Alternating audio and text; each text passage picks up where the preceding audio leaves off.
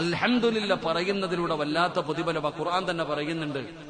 നബി സല്ലല്ലാഹു അലൈഹി വസല്ലമ തങ്ങൾ പറയുന്നു, റൂഹ് പിടിച്ചിട്ട് മലക്കുകൾ തിരിച്ചു പോകുകയാ. റൂഹ് പിടിച്ചിട്ട് മലക്കുകൾ തിരിച്ചു പോകുമ്പോ അല്ലാഹു സുബ്ഹാനഹു വ തആല മലക്കുകളോട് ചോദിക്കുമത്രേ, നിങ്ങൾ എന്താണ് ആ മനുഷ്യന്റെ കരളിന്റെ കഷ്ടത്തിനെ പിടിച്ചുകൊണ്ടുവന്നപ്പോ ആ മനുഷ്യൻ എന്താ പറഞ്ഞേ?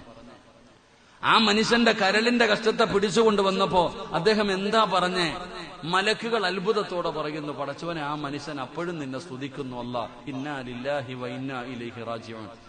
ആ മനുഷ്യൻ അപ്പോഴും അള്ളാനെ സ്തുതിക്കുകയാ. അല്ലാഹു സുബ്ഹാനഹു വ തആല പറയുന്നു, ഒരു കൊട്ടാരം പണി നിങ്ങൾ സ്വർഗത്തിൽ. അല്ലാഹു പറയുന്നു, സ്വർഗത്തിൽ ഒരു കൊട്ടാരം പണിയാൻ, ഒരു കൊട്ടാരം പണിയേ. എന്നിട്ട് ആ കൊട്ടാരത്തിന്റെ വാതിൽ നിങ്ങൾ എഴുതി വെക്കണം, വീട്ടിന്റെ പേരെന്താ? ബൈത്തുൽ ഹംദ്. ഈ അൽഹംദുലില്ലാ പറഞ്ഞവന് അല്ലാഹു കൊടുക്കുന്ന പ്രതിഫലമാണെന്ന് മഹാനായ നബിയന റസൂലുള്ളാഹി